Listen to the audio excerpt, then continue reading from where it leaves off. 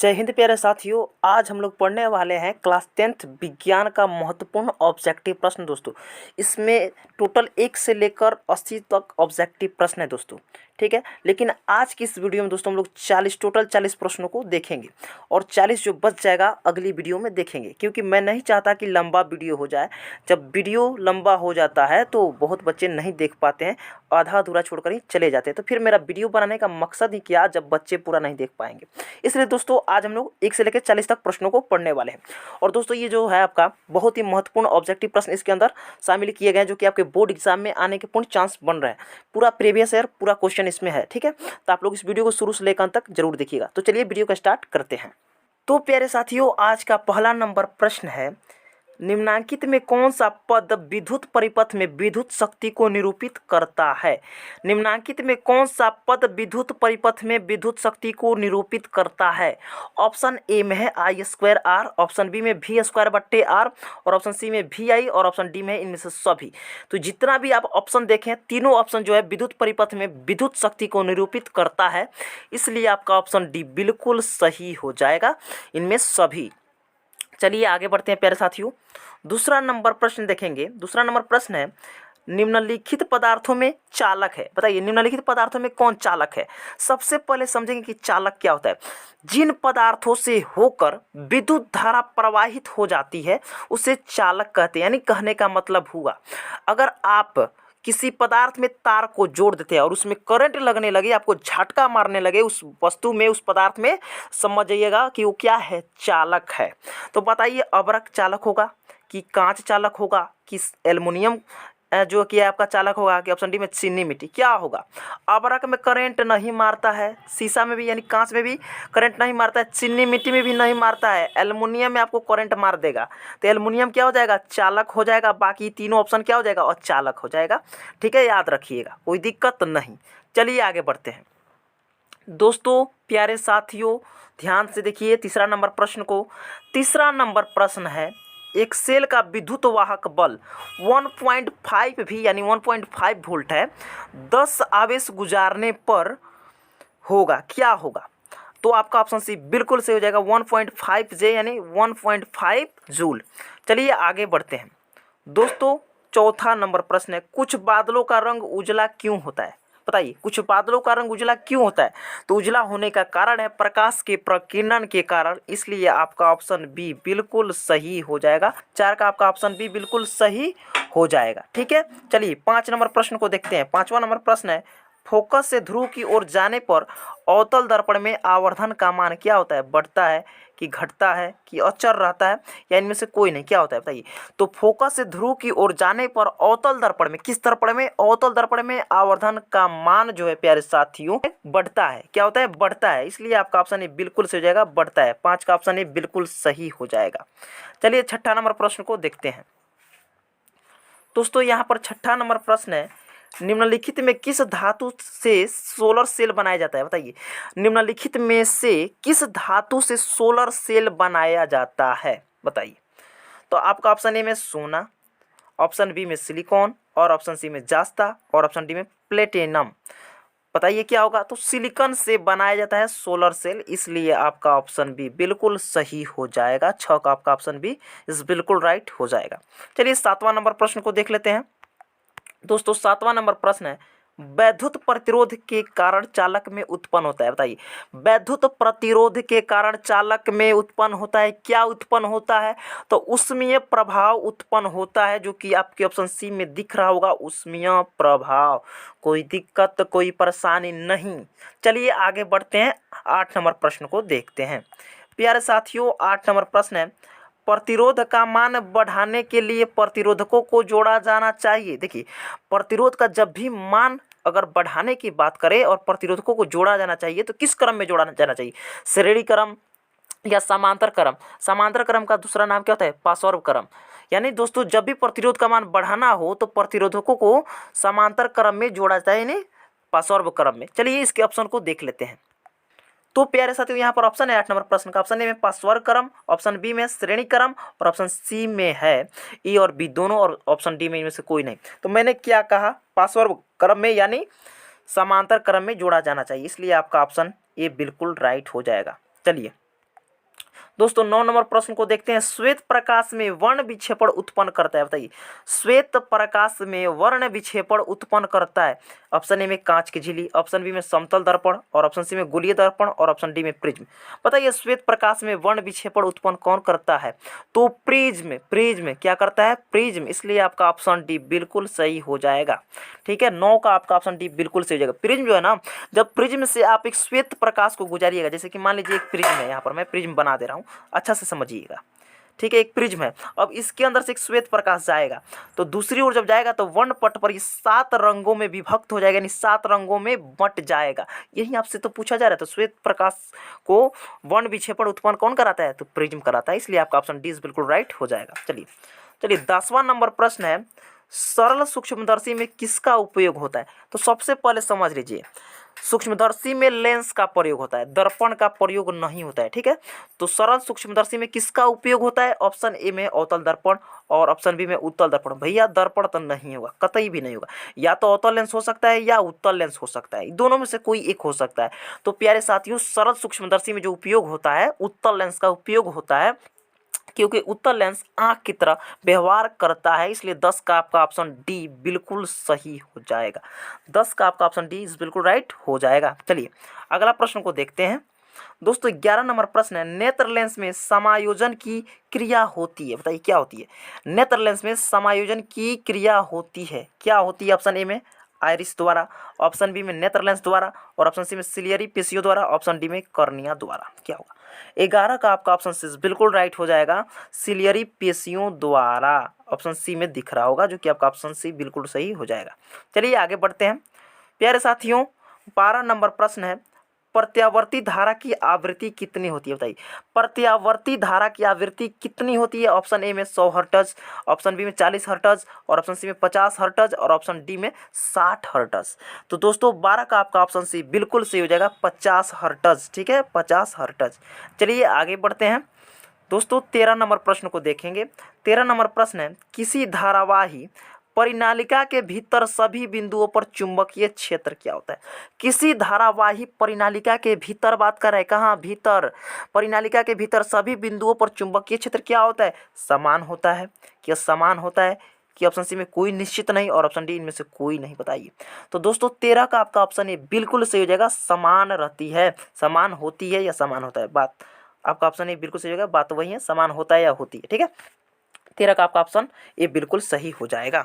चलिए आगे बढ़ते हैं दोस्तों। 14 नंबर प्रश्न है, स्पेक्ट्रम प्राप्त करने के लिए किसका उपयोग होता है? बताइए स्पेक्ट्रम प्राप्त करने के लिए किसका उपयोग होता है? ऑप्शन ए में कांच की सिल्ली, ऑप्शन बी में अवतल दर्पण, और ऑप्शन सी में उत्तर लेंस। नहीं भाई, उत्तर लेंस यहाँ पर लिखना चाहिए था, उत्तर लेंस होना चाहिए था, उत्तर लेंस लिख दिया, आप लोग सुधार लीजिएगा। ठीक है, और ऑप्शन डी में प्रिज्म। क्या? प्रिज्म। तो 14 का आपका ऑप्शन डी बिल्कुल राइट हो जाएगा, प्रिज्म। ठीक है, स्पेक्ट्रम प्राप्त करने के लिए प्रिज्म की उपयोग करते हैं। ठीक है, चलिए आगे बढ़ते हैं दोस्तों। सभी प्रश्न, इसमें जितने भी प्रश्न शामिल किए गए सभी VVI प्रश्न है।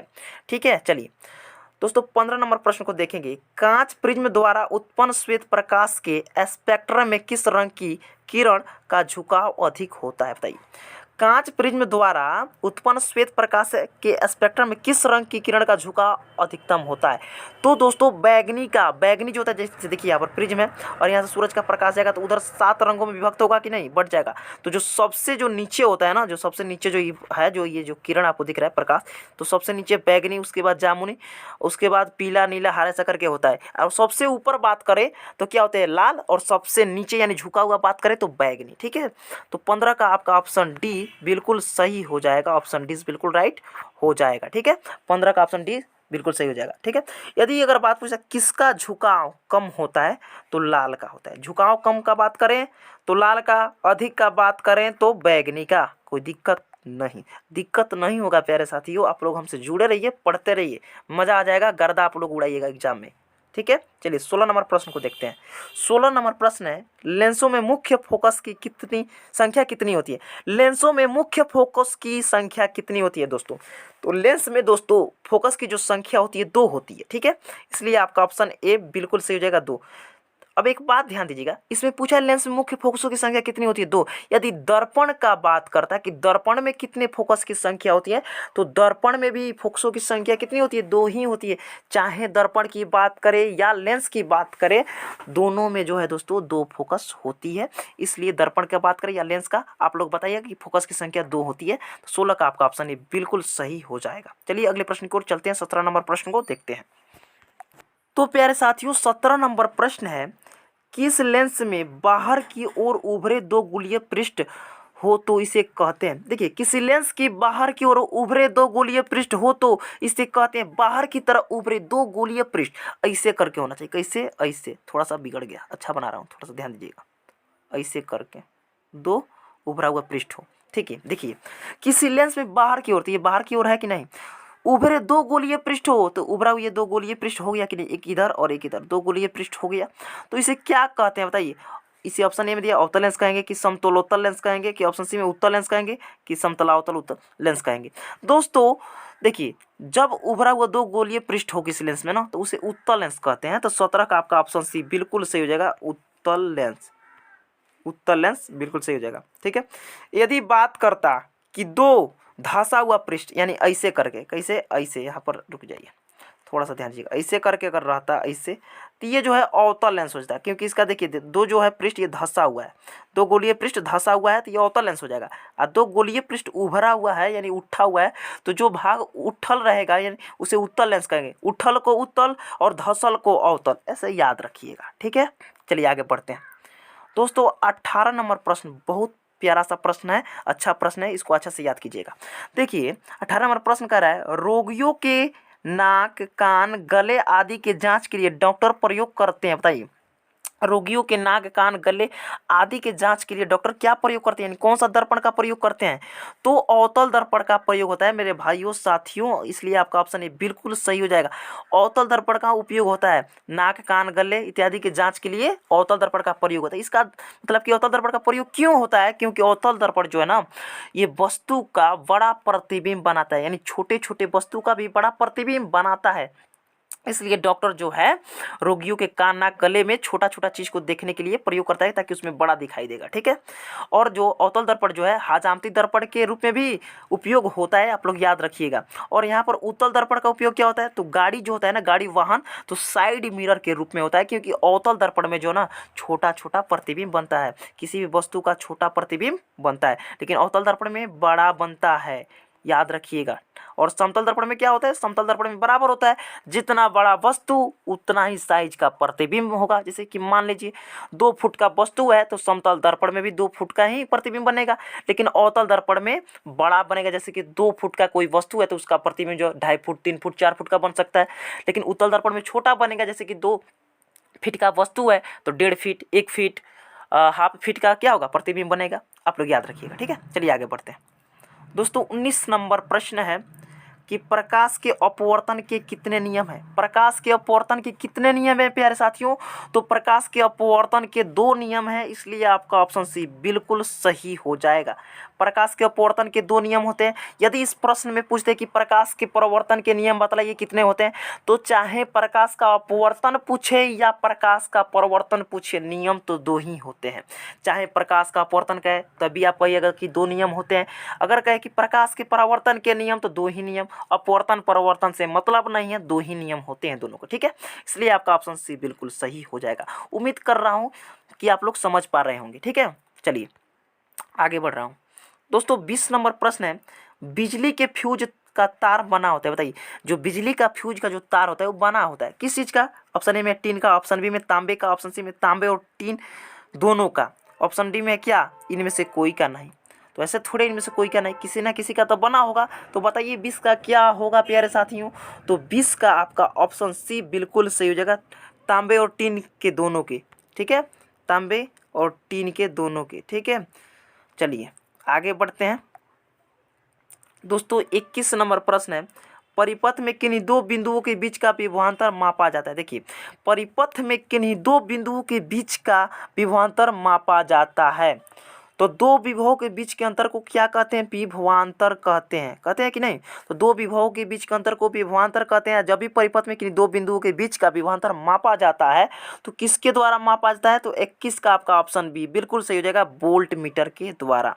ठीक है, चलिए, इसलिए आपका ऑप्शन बी बिल्कुल सही हो जाएगा, वोल्ट मीटर से। दोस्तों 22 नंबर प्रश्न है, निम्न में किसका अर्थ जल होता है? बताइए, निम्न में किसका अर्थ जल होता है? तो H2O का नाम सुने हैं?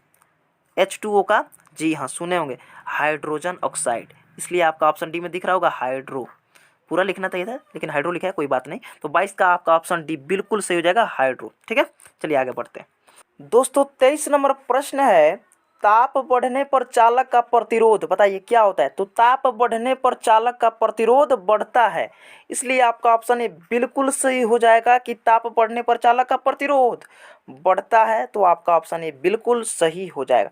चलिए अगले प्रश्नों की ओर चलते हैं। दोस्तों 24 नंबर प्रश्न है कि प्रकाश क्या है? बताइए प्रकाश क्या है? ऑप्शन ए में कणों का प्रवाह, ऑप्शन बी में आंखों को प्रभावित करने वाली ऊर्जा, और ऑप्शन सी में तापक्रम बढ़ाने वाली ऊर्जा, और ऑप्शन डी इनमें से कोई नहीं। तो क्या हो जाएगा?